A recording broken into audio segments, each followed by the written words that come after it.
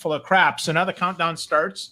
Yet it says we're live. So the countdown starts, right? Peter Schilling, Major Tom is coming home. So what's up, everyone? Hey, it's Phil Gerbishak again. Today, we are in for a special treat. Today, we're in for the founder and chief catalyst of Day One Leadership, Drew Dudley. Now, Drew is from Canada, which is way north of the Wisconsin border by likely less miles than most of you realize, because, you know, Toronto and the other provinces are actually south of where I'm from. But anyway, so Drew is the founder and chief catalyst of Day One Leadership, which helps organizations around the world increase their leadership capacity.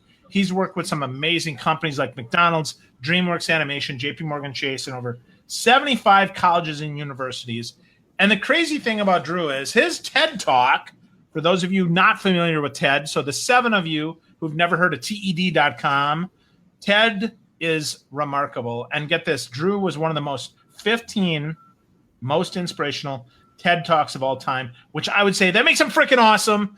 And I beat his butt last year in fantasy football. So what's up, Drew? I am good, my friend. I will say, before we get too excited about popular TED Talks, there was a video of a lemon rolling down a hill 2 weeks ago that got 5 times the number of views any of my TED Talks have ever gotten in about a day and a half. So anytime I start feeling like I'm a special guy for that TED Talk, I just go back and watch the lemon rolling down the hill, and I am reminded, simmer it down on how cool you are, big guy.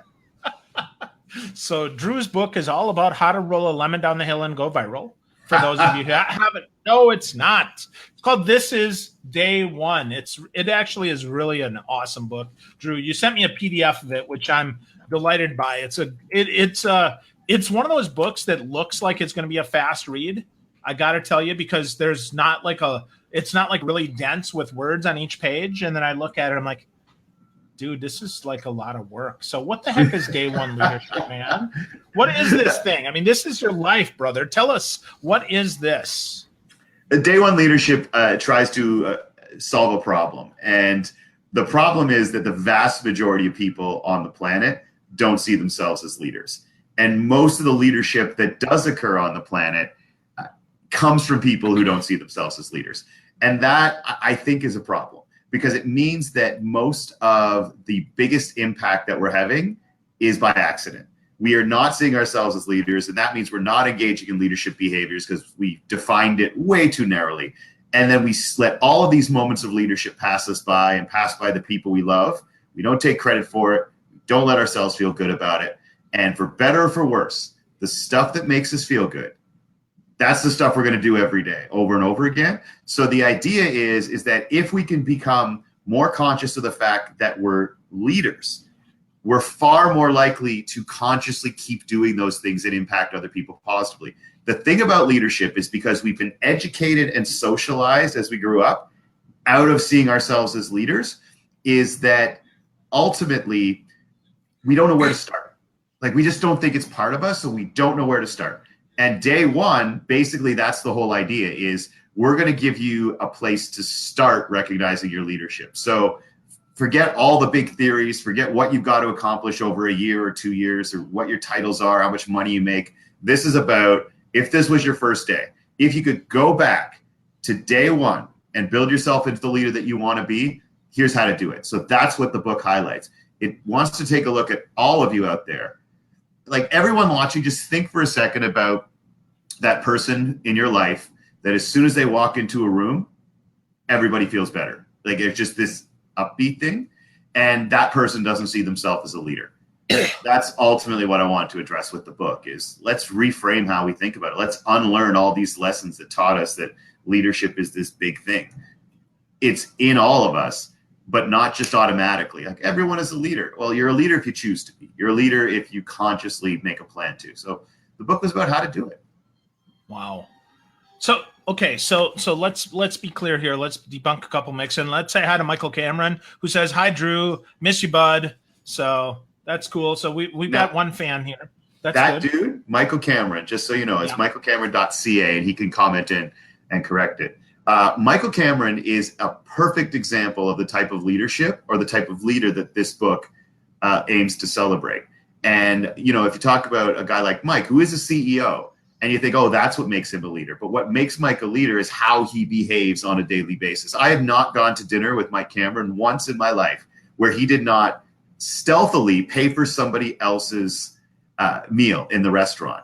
And, the guy has coffee with strangers on Facebook randomly once a week, just so that he can offer support and insight and learn about other people. So that it's not the CEO part of Mike that is leadership.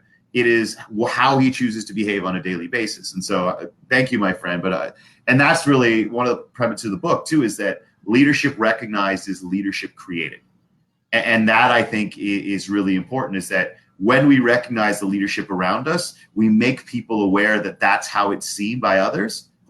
Holy cow, I had no idea that person saw me as a leader. And they're more likely to do it again, right? So that to me, like Mike, I'm glad he popped in right there, because that's a perfect example. Like, most of the leaders that are your heroes should be people that you know, because you actually get to see how they make their decisions every day. And the famous people that we often put on a pedestal as leaders, all we saw was the outcome of their decisions. We don't know what criteria they used to make them. We don't know who they hurt along the way. But the people that you get to see making decisions every day, those should be your leadership heroes. And that's a really big tenet from what I talk about as well, is let's stop looking up on pedestals for leaders and let's start looking around at our lives and tell those people, because then they'll do more of the things that impress us.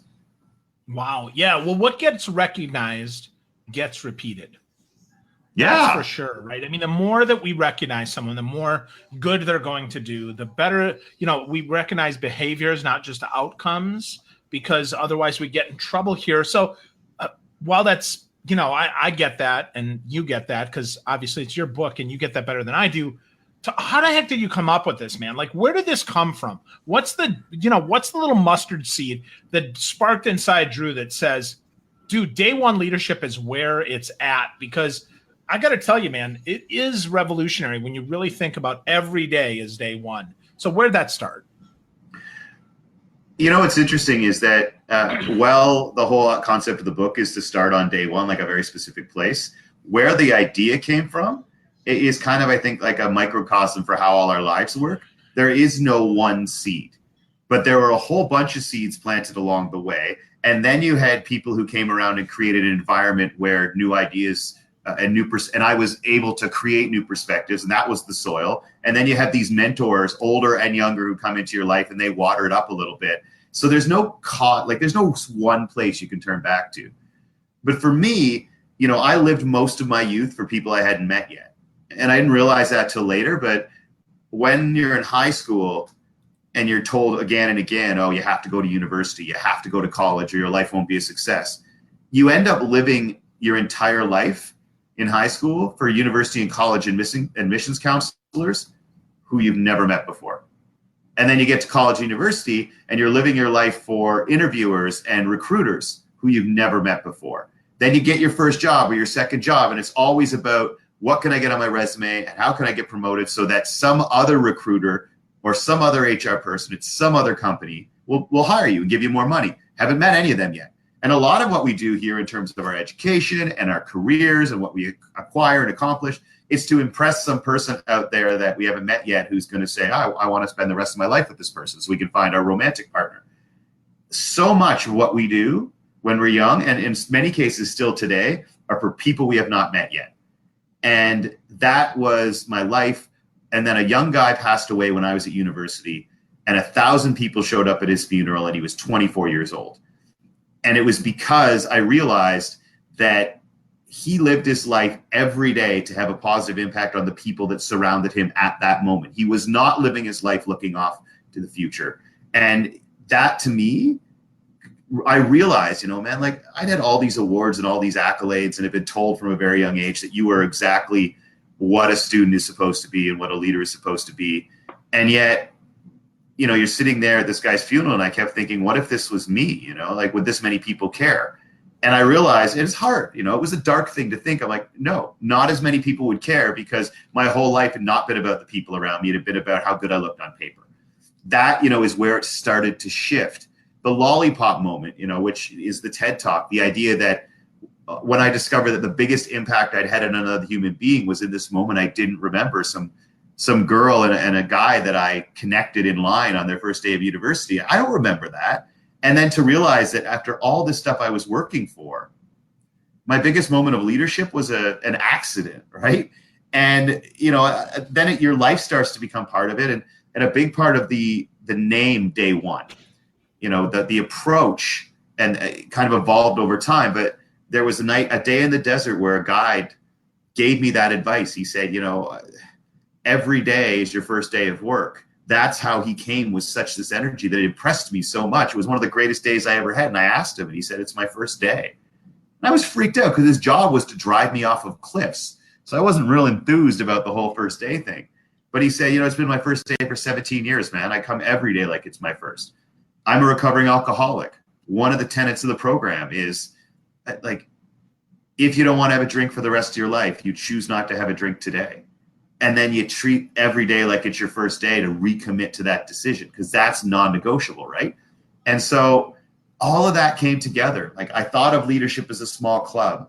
I started to have that shifted when I watched someone's life and very young, but matters so much. And then I had all the work that I was doing all of a sudden paled in comparison to the impact I had on this person by accident. I started to meet these incredible leaders and one of whom gave me that idea. And then just as I attempted to make my life better one day at a time, whether it was leaving alcohol behind or losing 100 pounds, I kept getting this advice saying, do not worry about the future. Worry about the decisions you make today. And I realized leadership was the same way. Any voyage you're on, right? To health, to mental health, to career success, to leadership, figure out the non-negotiable behaviors that have to happen on the first day, and then just commit to them over and over again. It's how I don't drink. It's how I'm not 300 pounds anymore. It's like, all right, on your first day of weight loss, you do this. And then I get up tomorrow and say, on your first day of weight loss, you do this. But man, after 200 days of that, you're like 70 pounds lighter. Wow. So that's day one. And I'm sorry it's a long answer. It's just that's a great answer. Looking for the one thing that causes something, and it does it. There's no reason for anything. There are reasons for everything, right?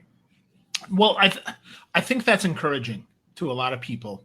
At least it is to me, because often we watch people with their catalyst event, something changed, right? To your point, someone died, they got cancer, life changed. I've never had any of that happen, Drew.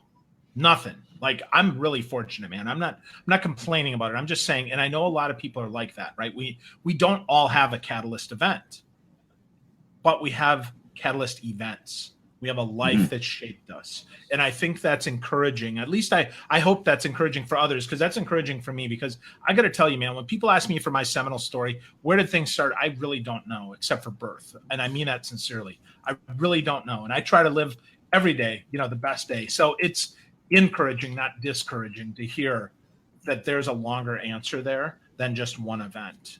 And I think that's really cool, man.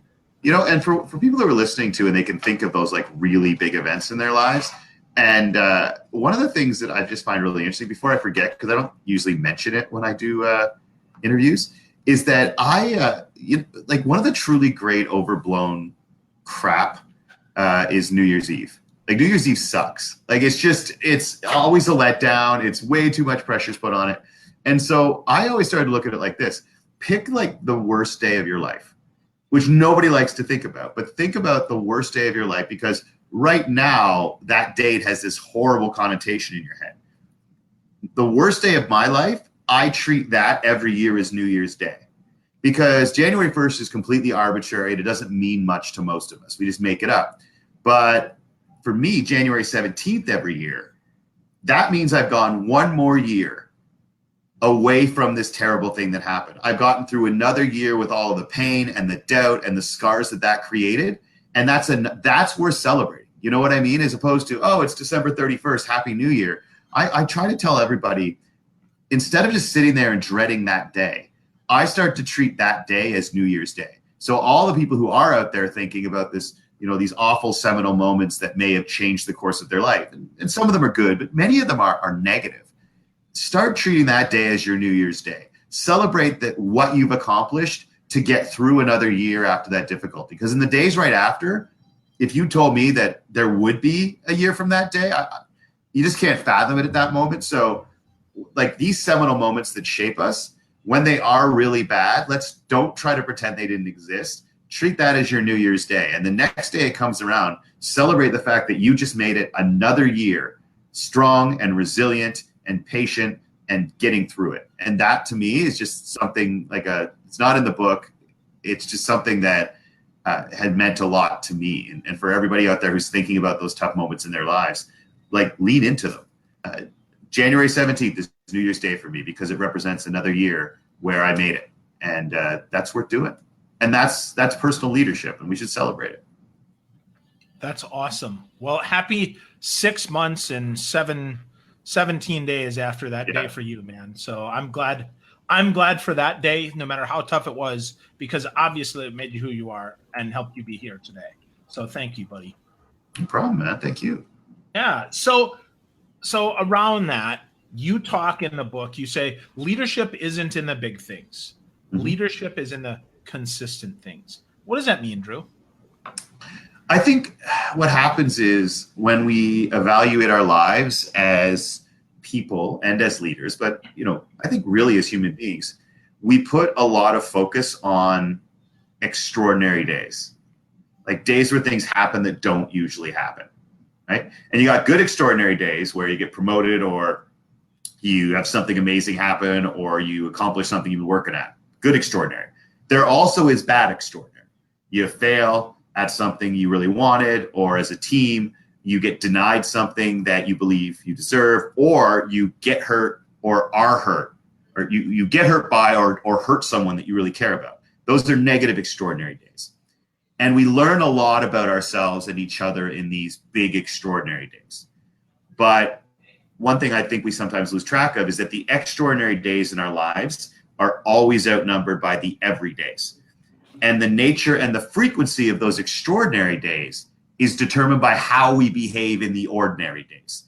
And the true nature of ourselves and our character and our teams is determined in the ordinary days.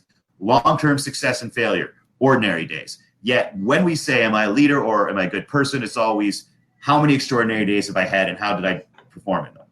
And they're these really tiny subsection of our lives.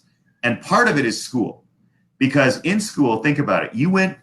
Let's say you went to school for 12 weeks in a semester, in high school, college, university, and your final grade, 2 midterms and a final. 3 days determined. It didn't matter what you did when you went to class. It didn't matter how much you participated. It was, how did you behave on 2 midterms and a final? All that matters in terms of your work is these big extraordinary days. And we take that lesson all through life.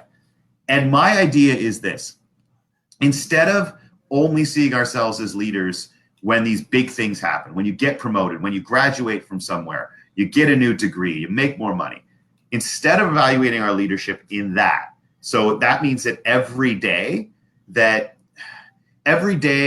in your leadership is always evaluated over blocks of time. How did I do this month? How did I do this year? How did I do this 5 years? And you evaluate it by how much you achieved and acquired over that block of time, how much other people are impressed by you over that block of time. My argument is that we're not always in control of the big days. So let's evaluate our leadership by the stuff we're in control of. And that's how we behave on each day. The big things are generated by consistent behavior. So if you want, let's look at it this way. I am 100 pounds lighter than I was 4 years ago. I was 100 pounds lighter a year to the day I decided I wanted to lose weight, all right? So the big thing is the day I got on the scale and was 100 pounds lighter, right?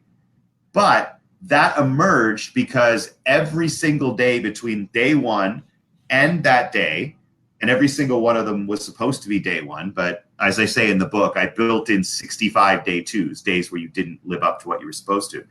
But that big event happened because each day I said, here are the behaviors, here are the consistent things I have to do today, only worrying about today, not what I did yesterday, not what I'll do tomorrow. I have to eat 1,800 calories or less today. I have to burn in total between exercise and just being alive, 3,000 calories, right? That's a 1,200 calorie deficit. And I talked to an expert on how to do this. And I have to do 50 more seconds of cardio today than I did yesterday, which doesn't seem like much. But when you start being able to do 2.5 minutes of cardio, that's pretty good. So by the end of 100 days, right? Like you can run for an hour or so, which isn't crazy, but it is when you're only running for 2 minutes, right? So leadership wasn't in the fact I stepped on a scale and had lost 100 pounds. Leadership was in the consistent behaviors that I did every day to have done that.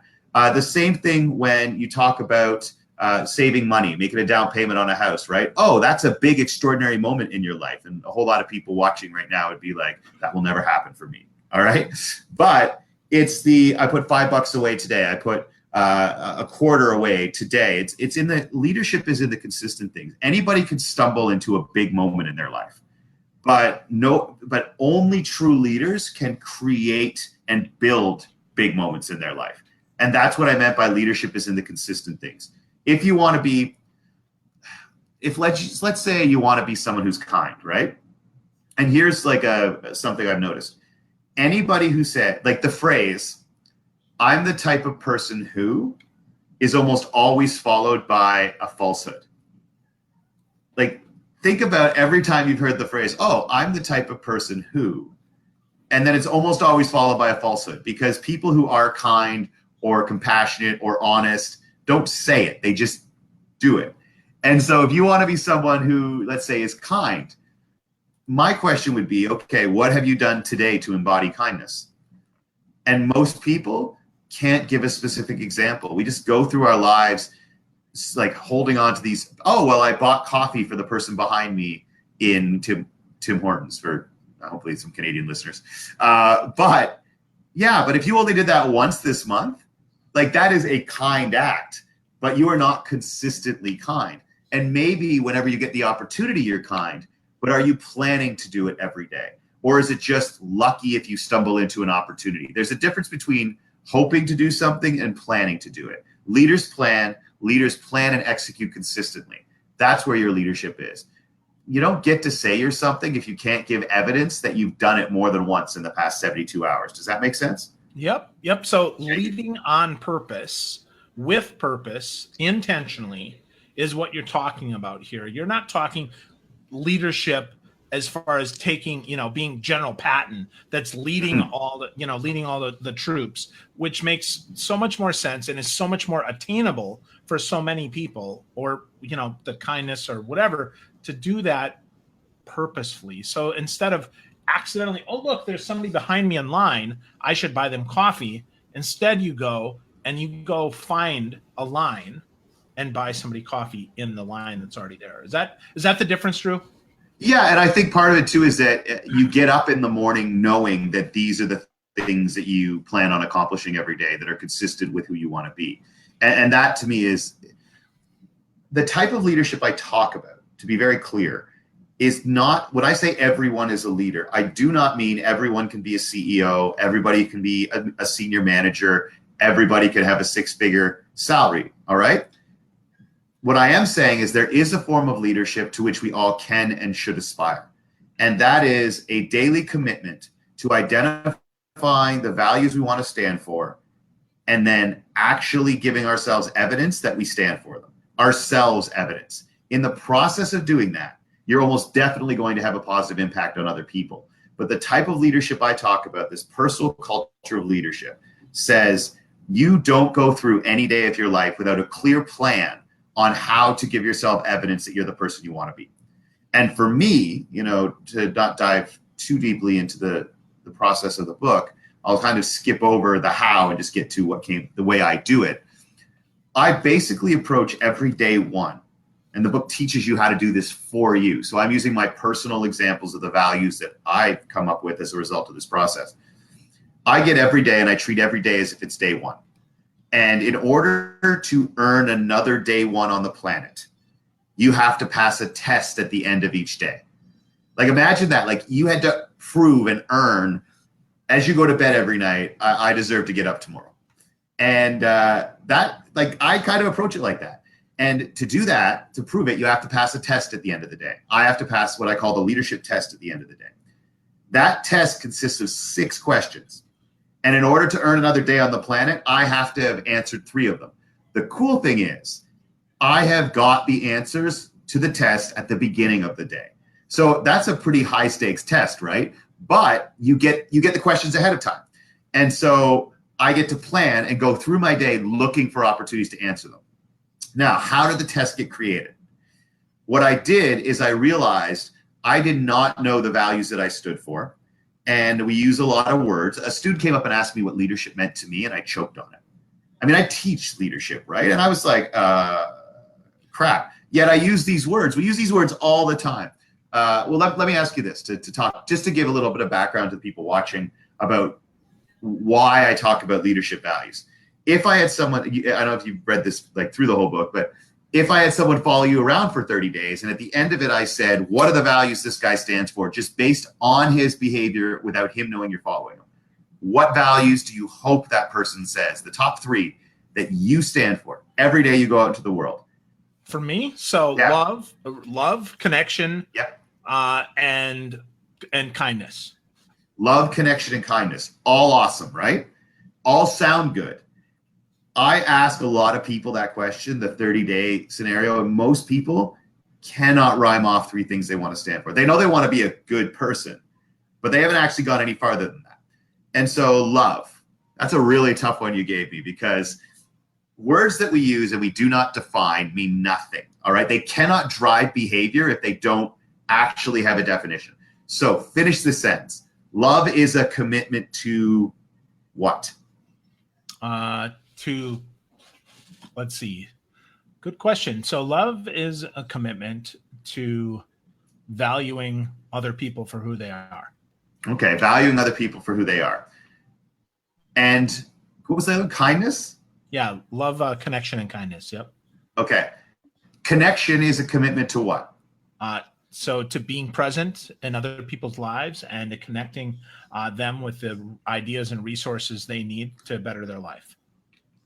Awesome. Have you generally defined those things out loud before now? No. Yeah. And look, I'm not laughing at you. I'm just saying these are 2 of the 3 I just asked you are the core things you want to stand for in your life. And yet you've never had to define what they mean out loud. And if you don't define things, if you turn them into a finish line so you know when you crossed it, if you don't say these are the behaviors that define love and connection and kindness, you can't plan to live up to that definition. You just stumble into it. And so the idea that Day One talks about is, 1, here's how to figure out what those values are. Because here's the thing. What you just rhymed off may seem to be what your values are, but I've discovered that if you just ask people, it doesn't have the same impact as if you surface the values, you run them through exercises, right? And as you said, the book is some work at the end, right? I put all that stuff at the end. I lay out the process and then say, here's how you do it if you want to. But you surface your values and then you define what they mean, and then you turn them into the leadership test. And by that, I mean, you replace the definition with, it's valuing people for who they are, and you turn it into a question. So what did I do today to show someone I value them for who they are? Or how did I make somebody feel as if they had someone who had their back today? Mike, I don't know if he's still listening. Mike wrote a blog when it comes to love on Valentine's Day, I think it was, that was entitled, I Love You is Bullshit. And if you get a chance, if Mike wants to put it on the screen or something with the link to it. And it was one of the most profound things I'd ever read, especially on Valentine's Day, right? Clickbait, I love you is bullshit. But what he said is that we just say, I love you, much like we say love or kindness or accountability are our core values. We just say it. And then when you say the words, it's like liking something on Facebook. Like, for example, with the book, I have many people who like the link to pre-buying my book, but they don't pre-buy the book. Or you have and I'm not complaining, I'm just saying Facebook has done this, right? It's sort of like, I liked that. I liked that charity, but you didn't donate, cannot feed that village with your thumbs up. So the same thing with I love you. And I love what Mike said about this, is that instead of saying I love you, imagine you weren't allowed to. Imagine in your relationship with someone that you love a lot, you banned the phrase I love you, which seems like a dark thing to do. But then all you can do is behave in ways that show I love you. And the idea was that, for instance, saying you're someone who's honest or kind or loving without actually defining the behaviors consistent with it and then doing them, well, it's just an easy out, right? It's a way of saying your leadership without living your leadership. So you take your value and you switch it to a question. So let me give this specific example.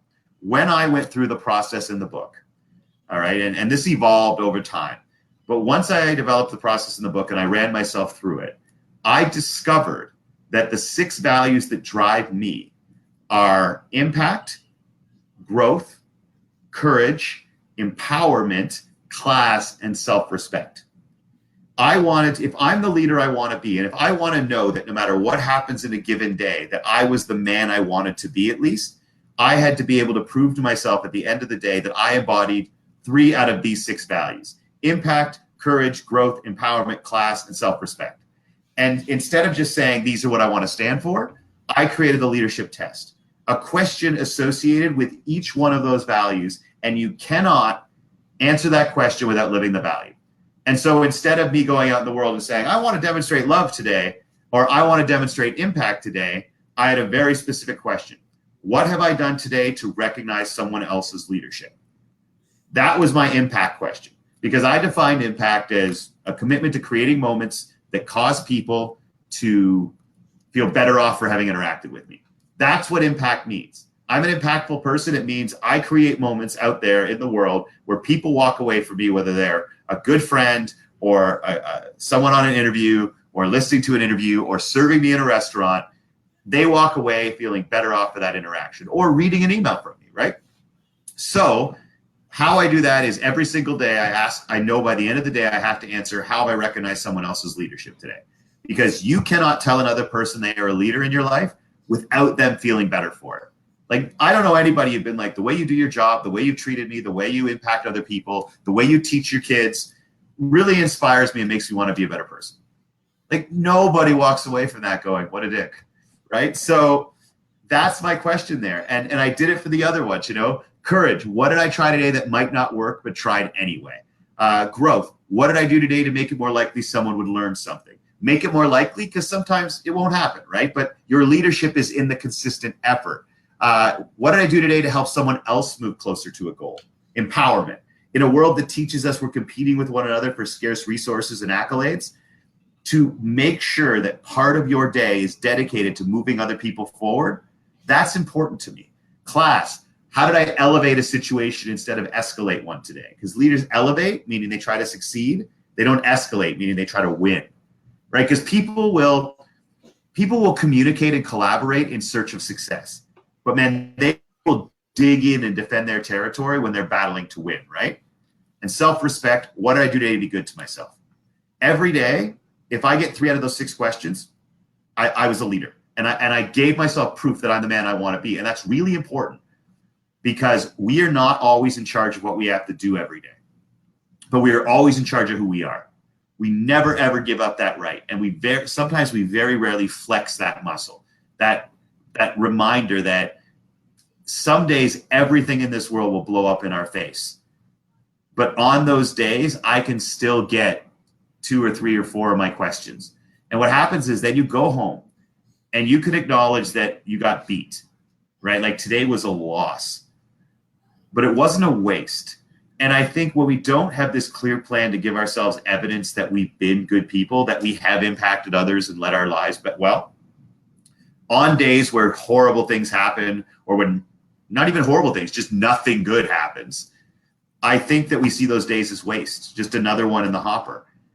When you get these questions and you give yourself the gift of saying, here's what I want to stand for, and I'm going to make it part of my plan every day. On the days where things don't go well, where it's not a win, you can say it was a loss. A loss is better than a waste. When you lose, you played. All right. You were active. You were an agent of your own life. When it's a waste, that's not the case. Giving yourself the gift of being able to recognize a loss versus a waste, but still knowing that on those days you were the person you wanted to be, that's leadership. And that's what I wanted to try to teach people. And I started with, in the book, here's the 6 that work for me, because if you want a starter kit on day 1, like, you don't want to quite yet do the exercises that help you figure out your own values and create your own questions, Here's the starter kit, right? Those 6 questions, start there, because you're going to go out and have impact. You're going to grow yourself. You're going to help other people grow. You're going to act with class, and you're going to take care of yourself. That's where you start on day one. String enough of those together, and all the stuff that we treat as goals, money and a good career and healthy relationships and self-worth and self-respect, all these things we treat as goals, they're not goals. Like, they're the natural byproducts that come from people who say, this is what I stand for, and give themselves evidence of it. That does not mean that you always win. It does not mean you are always successful. But at the end of the day, when you can point to specific acts that you undertook to be the man or the woman that you want, like, that changes you. Like, it really does. Like, when you don't know what to do, like, ask yourself, like, Phil, when you don't know what to do the next time, just ask yourself, what would a great man do? And then do that. And if you go back and look at a series of 25 decisions in a row where you said, what would a great man do? And you did that, like, how do you not feel like a great man? Like, we'll try to talk ourselves out of it. But the challenge, I think, is this. Sometimes what a great man would do or what a great woman would do sucks. Like, full out sucks. It's hard and it's awkward and it's painful for you and other people, and it costs you money and jobs and relationships. But man, like, if you make every decision like you're going to make it, like you're standing in front of a room 5 years from now explaining why you made it to a room full of people you respect instead of you're about to make it, like, it changes how you make decisions. Like, looking back, every time you compromised who you were for a decision, in a moment, to avoid consequences, 5 years from now, you freaking wish that you'd accepted the consequences so that you could tell that story like you wanted to. And then I quit because that was inconsistent with my values. That's the value of coming up with your own values, trying to live them every day, is that they sit there as criteria for decision making. You know, when you got to make a call, you turn to your values and you go, which one of these options is most consistent with my values? And then you make the one that sucks, and you hate it. But 5 years from now, most of the criteria we use now to make decisions is what will avoid the most consequences right now. That's usually the criteria we use to make decisions. What will avoid the most consequences right now? That is not how leaders make decisions. And I do it sometimes too, right? You're just like, I know what is right. That's the key, right? It's tattooed on the inside of my left arm, right? What would the man I want to be do? What would the woman you want to be do? And that is always what you pivot back to when you have a tough decision to make.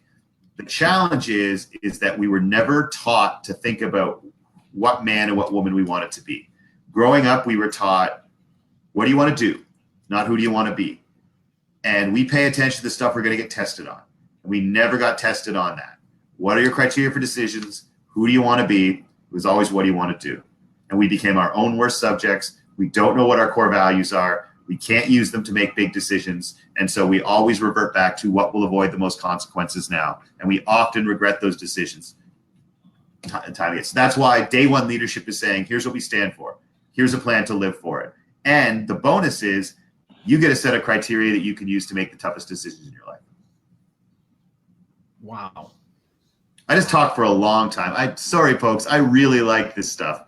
No, dude, it's great, man, because that's so powerful. So we had a couple people pop in. We had Catherine Brown and Megan Mary Dawn said hello. Kristia Hayovic says, love that idea. At some point, I was just enraptured by what you're saying, which the big thing that you said, and that's cool that you have it tattooed, is what would the man, in your case, right, for others, what the woman I'd want to be do in this situation? What person I want to be? And I think that's such a powerful question. Your book, Drew, offers some insights into how to uncover that and then how to live that way, which is interesting because so many times, you know, you talked about we want to win. And I think this is a leadership book about how to be and how to be different. And I think that really makes it powerful. So I'm going to give you the last word here, brother. What's one other concept or idea or something about Day One that people can take today, that they can take back that we haven't talked about, that might help them just a little bit more be the person that they want to be today? Okay. I'm going to in leadership, you never steal an idea, you benchmark a best practice. There you go. So I'm going to benchmark an idea that was given to me by my friend Stephanie, because this really resonates with me. And I think that whenever you look at all the leadership research, the ability to be self-aware and self-reflective is so key to high-performing leaders. And she gave me a really interesting and kind of practical way, because people think, oh, self-awareness, self-reflective, it sometimes seems beyond us. Who's got time? I don't meditate, like it seems like something that is beyond some of us. She put it in a really practical way, and I'll leave it with this. So I was out having coffee with her once, and she is Canada's most decorated Paralympian. She has like 9 world records, and she's competed at the Beijing, Athens, and Sydney Paralympics, right? So she is an incredibly accomplished human being. She's in the Canadian Sports Hall of Fame and has won the Order of Canada, which is basically Canada's version of the Presidential Medal of Freedom. And so she is an intimidating human being. When you're in the room across from somebody who is that accomplished, you start to let these personal doubts sort of get into you. So I started talking about my insecurities, specifically when it came to my profession. The hustle culture of entrepreneurship, you should be working 90 hours a week. You've got 18 hours in the day, and what are you using them? And look, Grant Cardone, Gary Vaynerchuk, good at what they do, and that resonates with some people, but it can be profoundly damaging mentally and physically. But I was like, am I hustling hard enough? Like, I've got these great opportunities in this cool job, but I made it a personal mission to not work more than 40 hours a week. If I work more than 40 hours a week, I've failed myself. And yet that flies in the face of hustle culture, right? So I'm like, am I working hard enough? I hadn't written my book at the time, right? And I've been meaning to for years. Oh, I should have a book out. I should have an online program. I should do all this scalable product stuff that other speakers do, right? And I was like, yeah, maybe I'm just not taking advantage of these opportunities. And Steph looks at me and goes, do you like your career? And I said, yeah, I love my career, man. It's amazing. And she said, do you like your life? And I said, yeah, at the time. I'm like, my life is better than I ever could have imagined it right now. And she says, then you need to stop wearing your fake leg. I said, what? And she said, look, I was born without a right hip, and most prosthetics are built for people who have some piece of the limb left, right? And they're really helpful for a lot of people, and I don't have a problem with big legs per se. But she said, for me, they slowed me down and they hurt me. I'm way faster on a set of crutches in one leg, but for almost all of my young life, when we're talking high school and into university, I always wore that fake leg because it made other people more comfortable with me. Being around the one-legged girl made people uncomfortable. So I wore this fake leg, which slowed me down and hurt me so that other people were more okay with who I was. And she said, anything that you keep in your life that slows you down and hurts you, and the only reason it's still in your life is to make other people okay with your life and okay with you, that is your fake leg. And she says, most of the people I know in the world are wearing a fake leg, and most of them are able-bodied. And she said, Drew, your fake leg is all of these doubts and all of these worries about whether other people are okay with a life and a career that you love. That's your fake leg. Stop wearing your fake leg. And I think that if I was going to leave anybody with anything, sit back for just a minute and ask yourself, what is my fake leg? What are the things that I'm keeping in my life that are slowing me down and hurting me? And the only reason I keep them in my life is to make other people okay with me. Am I still in this relationship or this marriage? Because at 33, you're supposed to be in a relationship in this marriage. It's slowing you down and it's hurting you, but you're still in it because of that. That's your fake leg. I hate this job. It sucks my soul every single day. It doesn't make me feel alive, but man, it pays well. And I got a mortgage and I just had a kid. All right? That job is your fake leg. You're keeping it in your life. It's slowing you down and it's hurting you, but you're doing it because you don't want to be unemployed. All right? Whatever that thing you're keeping in your life that is slowing you down and hurting you, it's your fake leg, get rid of it. And when Steph told me that, it took an entire lifetime of self-reflection and made it simple. Just sit back and going, what's my fake leg? And once you realize that it's there, you have to realize that every day you strap it on, you are basically saying that my normal is not worth it. You are basically saying, I don't deserve better. You are settling. You are settling. And I don't care how old you are too young to settle. You are way too young to settle. And if you're 85 and watching this, and senior citizens are the #1 growing Facebook group, you're too young to settle. And so I know that's another story. I love telling stories, but that I would pass on. And one thing I love about Steph is that I asked her once what advice I should give to a class of grade 8s, and almost all of them were young women. So we're talking 13-year-old girls, right? Not my demo. And she said, tell them they have to be the love of their own life. They'll be taught most of their life to try to change themselves so they can attract somebody else. Tell them you have to be the love of your own life, because joy is the sexiest thing on the planet. And she has the word enough tattooed around her wedding band finger, just to be like, I married myself. You should love the person you're going to spend most of your time with, and that's you. So she goes, I married myself, and I'm enough. And if no ring ever goes on that finger over that, that's okay, because that's all I need on that finger. And I always love that. Taking off your fake leg is an act of love. And recognizing that you are enough is an act of love. Making yourself your favorite date is an act of love. And it's hard sometimes, because sometimes when when you're married to yourself, you freaking hate your spouse. But man, I don't know, man, when you treat yourself with respect, you just instinctively treat everyone else with it too, right? That's why there's a whole chapter on self-respect. The longest chapter in the book is on self-respect. Wow. Well, last comment here from one of our viewers and listeners. Jennifer McCallman says, Drew is so inspirational. I didn't mean to watch this whole thing now, but it's so compelling and thought-provoking. And Drew, I got to tell you, buddy, I feel the same way. This has really been a treat. I really appreciate you sharing as much as you did, man. This is really good. Oh, well, thank you. And thanks for having me on. Like, this is really cool. I like the live interactive piece. And yeah. I'll tell everybody what happened is I posted a photo of me with my book, the first ever copy. And Phil was like all over me, like, let's do a Facebook Live. And then this is our first time meeting face to face. I had to leave the football league, I'm afraid. I swore you're going to lose anyway, dude. Just send me $100. It's fine. Look, I swore off the NFL back when they were doing this nonsense. And then it came down to that moment, right, where now I actually have to pull out of my fantasy football leagues and say, I got so ticked off at what was going on and you know, whether it's domestic abuse to this crap with the anthem and such. But I was like, I'm done with the NFL. And that was, of course, easy when there's no NFL, when you're not staring at the fall and this thing that you loved. And it was kind of, I had to decide. And it was sort of like, what would the man I want to be do? And it would be like, you live up to that stupid tweet you sent, you idiot.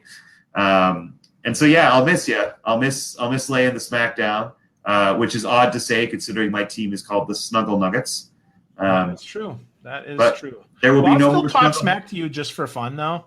Just come on to Facebook and be like, just wanted to say, you suck. You're done. Yeah, no.